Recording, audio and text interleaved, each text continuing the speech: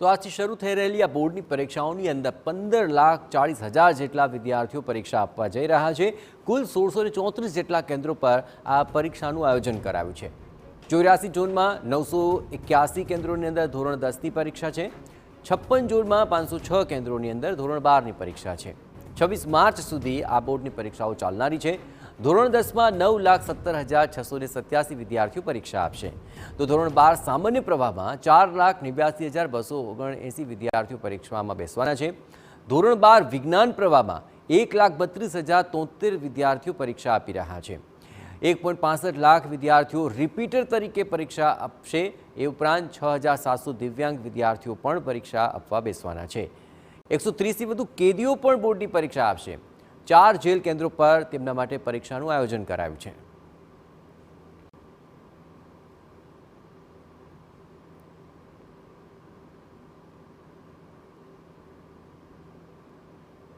તો ધોરણ 10 અને 12 આ બંનેની બોર્ડની પરીક્ષાનું ખૂબ મહત્વ હોય છે અને એ બોર્ડની પરીક્ષાનો પ્રારંભ આજથી સમગ્ર રાજ્યમાં થયો છે। સમગ્ર રાજ્યની વાત કરવામાં આવે તો લગભગ 15 લાખથી વધારે વિદ્યાર્થીઓ આ બોર્ડની પરીક્ષા આજે આપી રહ્યા છે। કુલ 9,17,000 જેટલા વિદ્યાર્થીઓ ધોરણ 10માં છે અને ધોરણ 10ની આજે પ્રથમ ભાષાનું પેપર છે અને એ પરીક્ષા આપવા માટે વિદ્યાર્થીઓ તમામ સેન્ટરો પર પહોંચ્યા છે અને એ માટેની તમામ તૈયારીઓ પણ બોર્ડ દ્વારા કરવામાં આવી છે। વિદ્યાર્થીઓ આપણી સાથે છે, એમની સાથે વાતચીત કરીએ, શું કંઈ કહી રહ્યા છે। જી, કયા પ્રકારની તૈયારી કરી તેને? એક તો ખાસ પ્રથમવાર બોર્ડની પરીક્ષા આજ આપી રહ્યા છો। ખૂબ તૈયારી કરી છે, મહેનત પણ ખૂબ કરી છે અને પાસ પણ સારા પર્સન્ટેજ લાવીશું। થોડી ગભરામણ થાય છે કારણ કે પહેલી વાર બોર્ડનું એક્ઝામ છે અને પહેલી વખત પરીક્ષા આપવા આવીએ છીએ અમે, તો થોડી નર્વસનેસ છે અને આત્મવિશ્વાસથી અમે આવ્યા છીએ પરીક્ષા આપવા અને આગળ પણ। ગુજરાતીનું પેપર છે, આમ આપણે માતૃભાષા સમજીએ પણ છેલ્લા કેટલાક વર્ષોમાં સૌથી વધારે જે વિદ્યાર્થીઓ સરેરાશ જે 10થી 15% વિદ્યાર્થીઓ આ જ વિષયમાં નાપાસ થતા હોય છે, તો પર્ટિક્યુલર ગુજરાતીને લઈને કેવી તૈયારીઓ કરી છે? આમ જોવા જઈએ તો બધા મેથ્સ અને સાયન્સને વધારે આપે છે, તો અમે ગુજરાતી પણ આપણી માતૃભાષા છે એટલે આપણે એને પણ પ્રાધાન્ય આપવું જોઈએ। તો અમે ગુજરાતી પણ સારી રીતે તૈયાર કર્યું છે અને મોઢે કર્યું છે, તો અમે પાસ થઈશું સારા ટકે। પ્રથમવાર બોર્ડ પરીક્ષા આપવાની હોવાના કારણે કોઈ વિશેષ તૈયારીઓ કરી છે ખરી? હા, એટલે પ્રથમ વખત છે એટલે થોડીક ગભરામણ થાય છે ખરી, પણ ટ્યુશન અને સ્કૂલ તરફથી પ્રોત્સાહન મળ્યું છે એટલે અમને કોઈ એટલી ફિકર નથી, તૈયારી ફૂલ કરી છે।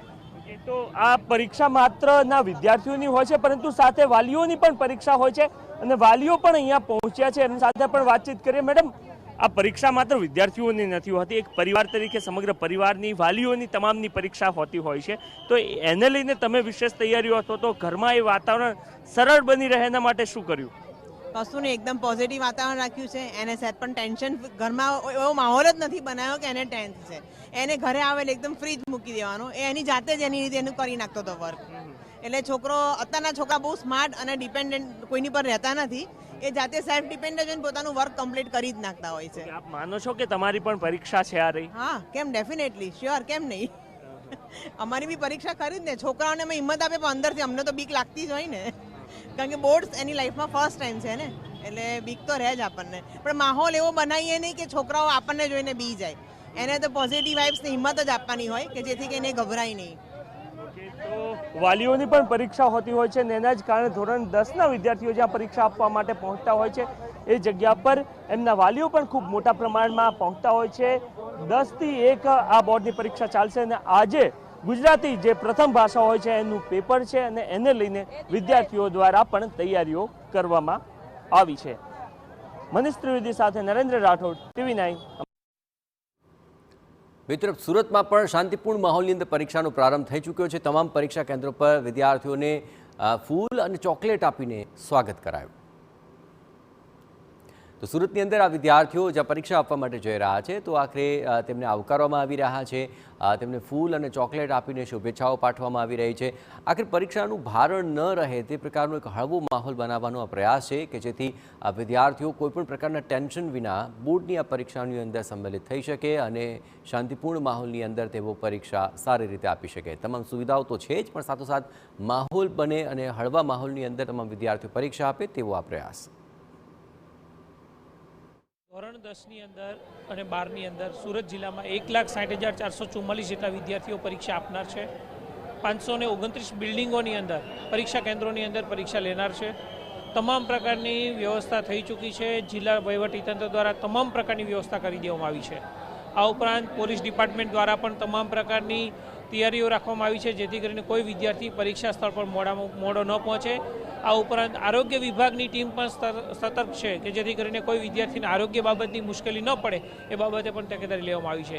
કચેરી દ્વારા જિલ્લા શિક્ષણ અધિકારી કચેરી દ્વારા પણ લહિયાઓ હોય કે કોઈ પણ આકસ્મિક લહિયાની જરૂરિયાત પડે તો એ માટેની પણ તમામ પ્રકારની વ્યવસ્થા કરવા. ગુજરાતની અંદર આજથી ધોરણ 10 અને 12ની બોર્ડની એક્ઝામ શરૂ થવા જઈ રહી છે, ત્યારે વિદ્યાર્થીઓની અંદર એક અનેરો ઉત્સાહ જોવા મળી રહ્યો છે. સુરતની વાત કરીએ તો સુરતની અંદર પણ વહેલી સવારથી જે વિદ્યાર્થીઓ છે, જે બોર્ડના જે સેન્ટરો છે તે સેન્ટરો પર વિદ્યાર્થીઓ જે પ્રવેશ મેળવી રહ્યા છે, કારણ કે સુરતની અંદર 589 અલગ અલગ જે કેન્દ્રો છે અને જેની અંદર સુરત અને સુરત જિલ્લાની વાત કરીએ તો 1,60,313 વિદ્યાર્થીઓ છે તે પરીક્ષા આપવાના છે, જે પૈકી ધોરણ 10ની અંદર 51,000થી વધુ વિદ્યાર્થીઓ જે પરીક્ષા આપવાના છે. ધોરણ 12 સામાન્ય પ્રવાહની અંદર 50,000થી વધુ અને 12 સાયન્સની અંદર 18,000થી વધુ વિદ્યાર્થીઓ છે અલગ અલગ કેન્દ્રો ઉપર જે પરીક્ષા આપવા માટે જઈ રહ્યા છે. તે વિદ્યાર્થીઓને જે રીતે જે ચોકલેટ અને જે રીતે પેન આપી, ફૂલ આપી અને પ્રથમ દિવસ હોવાથી તેમનું જે સ્વાગત કરવામાં આવી રહ્યું છે. મહત્વની વસ્તુ એ છે પોલીસ સુરક્ષા વ્યવસ્થા પણ અલગ અલગ કેન્દ્રો પર રાખવામાં આવી છે. જોઈ શકાય છે કે વિદ્યાર્થીઓ જે પ્રવેશ મેળવી રહ્યા છે, પ્રથમ વખત જ્યારે પરીક્ષા આપતા હોય છે એટલે વિદ્યાર્થીઓની અંદર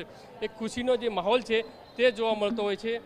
કેટલી ખુશી આજે પ્રથમ વખત બોર્ડની એક્ઝામ? થોડું એક્સાઇટમેન્ટ છે, પણ હવે થોડું ટેન્શન પણ લાગે છે, ફર્સ્ટ ટાઈમ છે એટલે. જે રીતે વિદ્યાર્થીઓ છે આ તમામ જે સાધન સામગ્રી સાથે પરીક્ષા કેન્દ્રો પર પહોંચી રહ્યા છે, વિદ્યાર્થીઓને જે ફૂલ આપી, ચોકલેટ આપી અને પ્રથમ દિવસ હોવાથી તેમનું જે સ્વાગત છે તે કરવામાં આવે છે. કેટલો ઉત્સાહ આજે પ્રથમ બોર્ડની એક્ઝામ આપવા ગઈ? બોર્ડની એક્ઝામમાં થોડું ગભરાટ લાગે છે, પછી જે આવડતું એ હિસાબે લખી દેવાનું છે. ભગવાનને યાદ કરીને પેપર લખવાનું એટલું હું માનું છું. થોડુંક ઉત્સાહ પણ છે, થોડી ગભરાટ પણ છે પેપર લખવાની. જે રીતે જોઈ શકાય છે વિદ્યાર્થીઓ ફૂલ તૈયારી કરી અને કેન્દ્રો પર પહોંચ્યા છે અને પરીક્ષા આપવા માટે પહોંચી રહ્યા છે.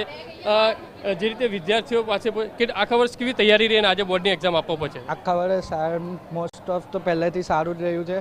અત્યારે બોર્ડ એક્ઝામ અપાય એકદમ નર્વસ છે, પણ ફર્સ્ટ ટાઈમ છે એટલે સારું લાગે છે કે આમ એક્સપિરિયન્સ આમ સારો આવશે કે લાઈક બધા એક્ઝામ આપશે પહેલી વાર આવી રીતના બોર્ડની એસએસસીની. બધાને અંદરથી ડર તો છે, પણ હવે સારું જ જશે બધાનું, એટલે કંઈ વાંધો તો નથી આપણને. એટલે જોઈ શકાય છે કે વિદ્યાર્થીઓને જે ચોકલેટ આપવામાં આવી રહી છે, કારણ કે પ્રથમ વખત જ્યારે બોર્ડની એક્ઝામ આપવા વિદ્યાર્થીઓ આવતા હોય છે ત્યારે તેમનો ઉત્સાહ વધે તે માટેનો જે પ્રયાસ છે સ્કૂલ તરફથી કરવામાં આવી રહ્યો છે. કઈ રીતનો ઉત્સાહ વિદ્યાર્થીઓને પ્રોત્સાહન કરો છો? આજે ફર્સ્ટ ડે છે તો ડેફિનેટલી બધા જ વિદ્યાર્થીઓ બહુ નર્વસ હશે, પણ અમે સ્કૂલમાં એવું વાતાવરણ આજે રાખ્યું છે કે થોડી એમની નર્વસનેસ ઓછી થાય અને થોડા રિલેક્સ થાય, બિકોઝ એક્ઝામ માટે એ જ બહુ ઇમ્પોર્ટન્ટ છે કે જેટલું તમે રિલેક્સ થઈને પેપર આપશો એટલું તમારું પેપર સારું જશે. જે રીતે પોલીસ સુરક્ષા વ્યવસ્થા પણ રાખવામાં આવી છે, સાથે ટ્રાફિક પોલીસ દ્વારા અલાયદી એક વ્યવસ્થા કરી છે કે વિદ્યાર્થીઓ ટ્રાફિકની અંદર ફસાય તો અલગ અલગ ટીમો દ્વારા જે પેટ્રોલિંગ કરાશે અને જો વિદ્યાર્થીઓને સમયસર જે રીતે જે તે કેન્દ્રો ઉપર પહોંચાડવા માટેની પણ વ્યવસ્થા પોલીસ દ્વારા કરવામાં આવી છે. કેમેરામેન સંજય ચંડલ સાથે બલદેવ સુથાર, TV9.